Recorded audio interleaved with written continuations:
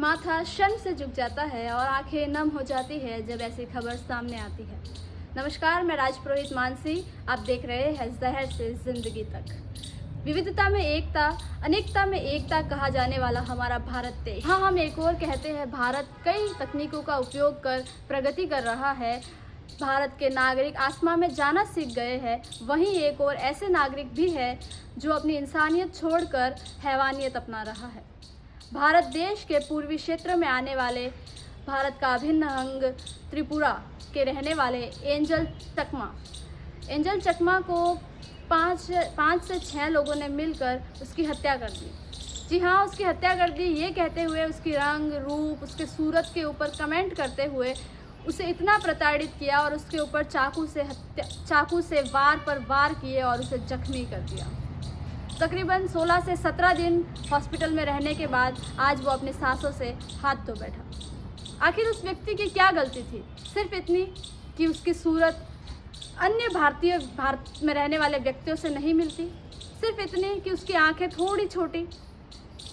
क्या अब भी हम रंग, रूप, जाति, धर्म के ऊपर बात कर रहे हैं, जहां एक और हम न जाने कितने विकास की बात कर रहे हैं, विकास के क्षेत्र में काम कर रहे हैं, आज भी इतनी पिछड़ी सोच को लेकर हम चल रहे हैं? क्या ये सही है? वो जो एंजल चकमा था, उसके पिता बीएसएफ में हेड कांस्टेबल है तरुण चकमा। उसके साथ उसका भाई भी था माइकल चकमा, जो ये सब घटनाक्रम होते हुए अपनी आंखों से देख रहा था। सोचिए उस छोटे भाई की क्या हालत होगी जिस समय वो इस वारदात को अपनी आंखों से देख रहा होगा। आंखें वास्तव में नम हो जाती है ऐसी खबरों को पढ़ते समय। अब इसका इलाज क्या है? इसका इलाज यही है कि हमें अपने बच्चों को संस्कार के साथ शिक्षा देनी होगी, आज़ादी देनी होगी, लेकिन उन्हें ये भी सिखाना होगा कि अनुशासन रखना है। प्रशासन का डर होना बहुत ज़्यादा ज़रूरी है।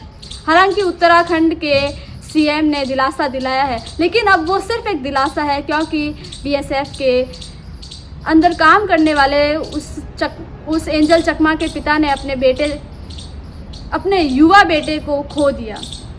वो जवान जो देश की सीमा पर अन्यों से लड़ रहा है, अब उसी के देश में उसका बेटा सुरक्षित नहीं था।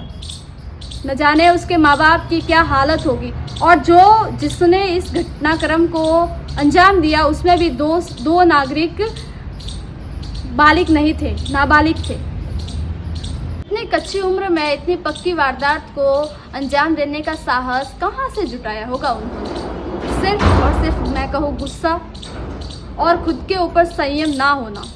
आज की तारीख में अगर देश को वाकई सुरक्षित बनाना है और सही दिशा की ओर ले जाना है, तो हमें अपने घर में बच्चों को ये सिखाना होगा कि कैसे धैर्य के साथ रहे, कैसे गुस्से को कंट्रोल करें। अगर ये गुस्सा ऐसे ही बढ़ता रहा तो आज तो सिर्फ एक एंजल चकमा ने अपनी जान गंवाई है, न जाने कितने और हैं जो अपनी जान इसी गुस्से के कारण गंवा देंगे। आप सोचिए, एंजल चकमा ने तो अपनी जान गंवा दी, लेकिन क्या वो 6 जो अभी जेल के भीतर है, क्या वो अभी सुख से रह पाएंगे? उनके माँ बाप ने भी तो अपने बच्चों के उज्जवल भविष्य के सपने देखे होंगे। अगर हमें बचना है तो हमें शांतिपूर्वक, धैर्यपूर्वक काम करना होगा। ऐसे ही जानकारी के लिए जुड़े रहिए राजपुरोहित मानसी के साथ। तब तक के लिए धन्यवाद।